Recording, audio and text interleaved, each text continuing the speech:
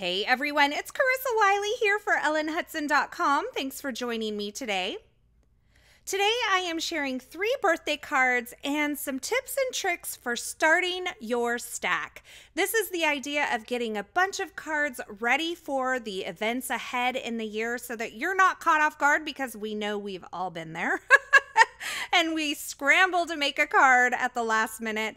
So I'm just going to get a jump start on it. Now I'm starting out with the big scripty happy birthday die. You can use any die from your stash, or you can use a stamped sentiment. But my first tip or trick is to work ahead and pre-assemble die cuts or pre-stamped sentiments and die cut those out. And just have some of those things at the ready, not necessarily with the plan to put them on a specific card that you're making, but just so that you have some sentiments ready to go in the future if you do need to put together a quick card. Now for these sentiments, I've die cut the shadow using the Essentials by Ellen vellum, and I have die cut the happy birthday scripty sentiment from some Nina Solar White heavyweight cardstock. And I'm using this Zig 2-way glue chisel nib glue pen to apply adhesive to the back of this, and I'm going to stack up this sentiment. Now, truth be told, the reason that this is in here as a tip or trick is because this is how I actually started filming this video. I knew I wanted to create a few birthday cards, so I had those ready to go. But honestly, on this day, I wasn't feeling inspired at all. So I decided I was just going to go in my craft room and I was going to make a few stacked sentiments. Now, by leaving these white, by doing the core of them white and stacking up 3 die cuts, I have some dimension, but this allows me to go back and stack another die cut on top later on if I decide I want this to be a colored sentiment instead. Or I could add some marker to them to color them or something like that, maybe a glitter die cut to top it all off. But I decided just to do 3 layers and get them stacked up. Now I am working on a Tonic Easy Clean mat here. These are actually designed to go with the glass media mat. It's the smaller size.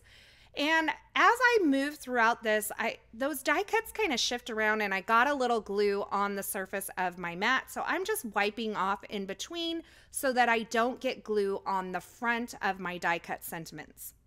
Now I've tried so many different types of glue, and I've tried spray adhesive for these sorts of things, and I've tried, stick-it sheets, and I do like those, but I didn't put those on today. I didn't think of that. But I find that for a liquid glue, this chisel nib is really quick to apply. It's one of the quicker ones. I'm not a super fan of the spray adhesives. I haven't found one that I love, and so this is what I chose. Now you see me use that little eraser there. That's just an adhesive remover. So if there was any glue on the surface of my die cut, I could just rub that away with the adhesive remover. And now I have 3 die cut stacked sentiments ready to go.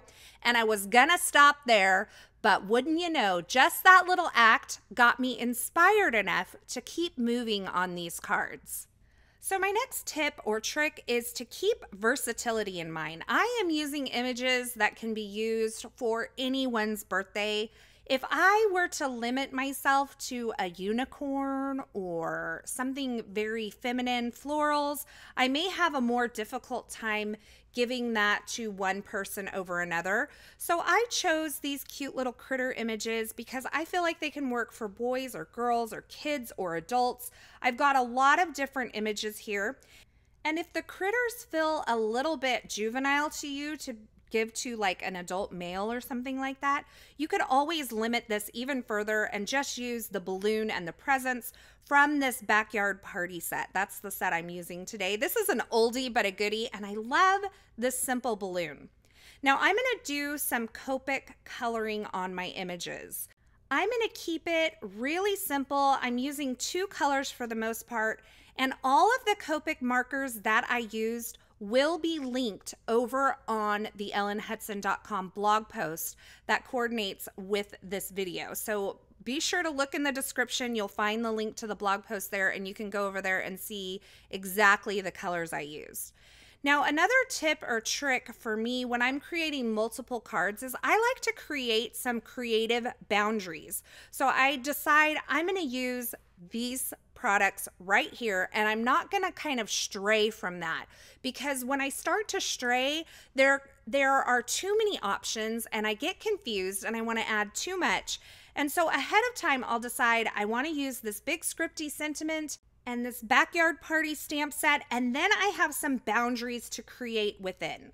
Now, some people feel like that really limits creativity, but I believe that creativity explodes when you create within boundaries. So you say, I'm going to use these colors and I'm going to use these stamps and these dies, and I'm going to stick within it. And that forces your mind to kind of think of different ways that you can use all of these products. Instead of having your whole craft room at access to you, which is fine when you're kind of playing, but when you're setting out to like get a good jump start on a stack of cards, I think creating within boundaries is a really great tip.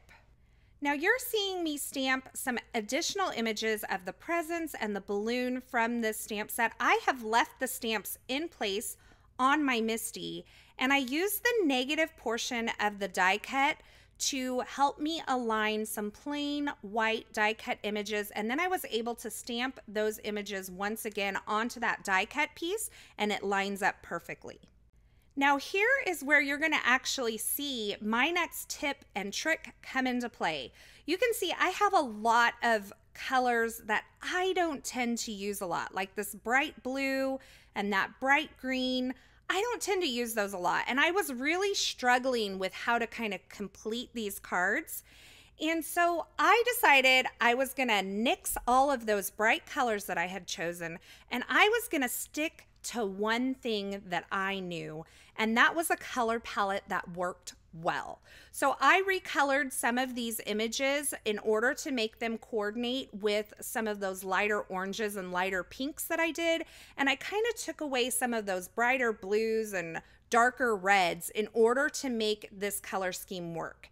And I think that when you stick to one thing you know well, whether it's a color palette or a layout or a technique, that you really will come out of your crafting session and start your stack with a lot of success, because you're not trying to figure everything out. You're not trying to figure out a brand new color palette, a brand new technique, a brand new layout. You have at least one thing in there that you're really comfortable with. And for me, it's this lighter peachy pinks and mint greens that I'm really comfortable within. You might have noticed that I started out by coloring my bunny in a pink color. It was more of a cool pink than a warm pink, and it wasn't working with some of the other balloons that I had already created. So I just went back and colored my bunny in a really light gray, and that helped that kind of fall into the color palette that I was working in. And it all just came together for me at that point.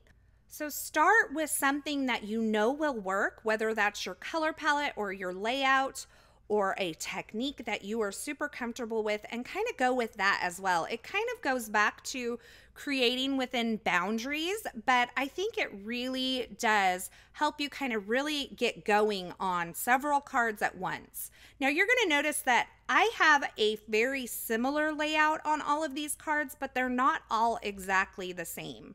So I have a squirrel standing on some presents with some balloons tied to his tail on one. The same layout is the layout that I used for the little raccoon here that I'm working on. I'm adding some little high supply sparkly stars. Those stars make it more versatile to me than using some sequins, so that's why I chose the stars. And then finally, I have the bunny card, and I decided to do a horizontal layout for these. And I've taken all of these card fronts and mounted them onto an A2 top folding card base made out of some Essentials by Ellen linen cardstock, and I added those on there with some foam adhesive. Now my last and final tip is to mix it up. You can see I've used the same stamps, die cuts, and embellishments here, same color palette, but I've mixed up the layout just a little bit in order to keep things interesting for me as I create. So there you have it, 3 birthday cards and some tips and tricks for getting a start on your stack of cards to take you throughout 2021. I really hope you enjoyed this video and these tips and tricks and these projects. If you did, be sure to give this video a thumbs up and don't forget to subscribe and turn on the notifications here on the ellenhudson.com YouTube channel so you won't miss any of our paper crafting and card making video tutorials. And I would love it if you would leave in the comments which of these cards is your favorite. As always, I will have links to the featured supplies used in these projects in the description at YouTube, or you can head on over to the ellenhudson.com blog. I will have that linked below. Over there, you'll find a full list of supplies, some more images, more information, and a listing of all of the Copic color markers that I used. Thanks again for stopping by. Thanks for watching. And until next time, I hope you have a fabulous day.